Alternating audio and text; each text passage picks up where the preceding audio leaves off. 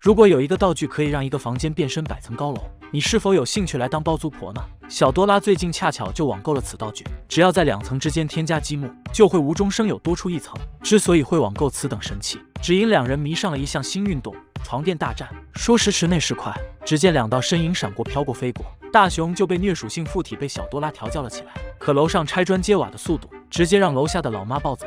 他二话不说杀到现场，就要让大雄死或者不活。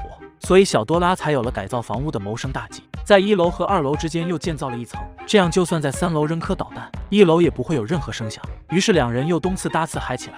991回合后，老妈只当是别家的熊孩子，继承了大雄拆家的衣钵，而大雄也人生头一回摆脱了唠叨的老妈。拆完家的大雄喝水补充体力时灵光一闪，决定喊来媳妇看看婚房。可大雄在走出家门后就智商下了线，因为从外面看仍是2层别墅，原来这是4次元空间，只对内部构造产生影响。大雄找到静香时，两人一拍即合，因为最近静香家附近施工，他正巧想找个安静的房间学习，而大雄的这套婚房正合他意。正巧此时小多拉要出门当海王，他警告大雄千万不要乱用道具。可大雄从小缺钙长大缺爱，天生就爱擦枪走火，只是转眼间功夫，出租公寓的广告就已经贴出去了，而小夫成了他的第一金主。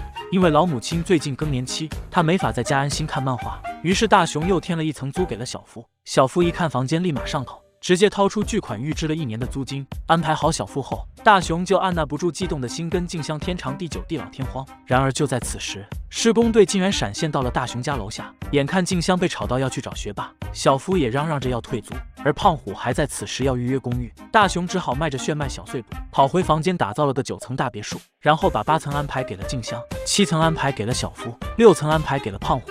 可跟胖虎做生意是要有觉悟的，胖虎租你房间是人情，如果大雄敢伸手要租金，那就会把人情完成事故。与此同时，小多拉回到家，整个喵都被门前的广告惊呆了。他迈着小短腿一路爬楼梯，本以为该到顶楼了，结果一开门，